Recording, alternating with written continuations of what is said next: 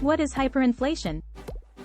Rapid, excessive, and unchecked general price increases in an economy are referred to as hyperinflation. While inflation gauges how quickly prices are rising for goods and services, hyperinflation refers to inflation that is rising quickly, typically by more than 50% per month. Although it is an uncommon occurrence in sophisticated economies, hyperinflation has happened frequently throughout history in nations like China, Germany, Russia, Hungary, and Georgia. By measuring the purchasing power of the dollar using the Consumer Price Index, CPI, the Bureau of Labor Statistics calculates inflation. The CPI is an index of prices for around 94,000 goods and services, 8,000 rental housing unit quotes, and prices for clothing, home items, prescription pharmaceuticals, pre-owned cars, postage, and airline tickets. The Federal Reserve generally works to maintain what it refers to as a healthy inflation rate of close to 2% over the long term.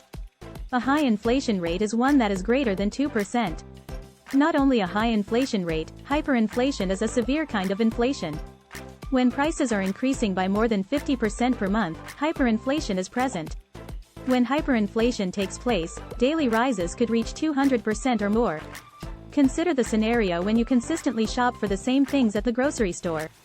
Your grocery expenditure might increase from $500 each week to $675 the following week, to $911 the week after that, and so on if the economy were to experience a growing inflation rate of 5% per day.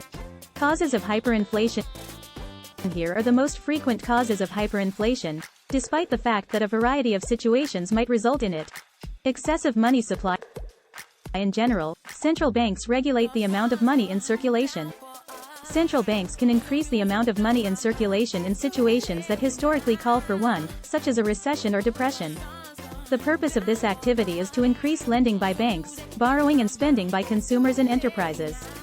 Hyperinflation may occur, nevertheless, if the increase in the money supply does not coincide with economic expansion as indicated by GDP growth. Businesses raise prices in an effort to increase profits and stay afloat when the GDP, a gauge of an economy's production, isn't expanding. Consumers that have more money pay higher prices, which fuels inflation. Companies charge more, consumers pay more, and the central bank prints more money if the economy continues to stagnate or contract while inflation rises. Hyperinflation results from a cycle of rising inflation rates. Demand pull inflation. A condition known as demand pull inflation occurs when total demand exceeds total supply.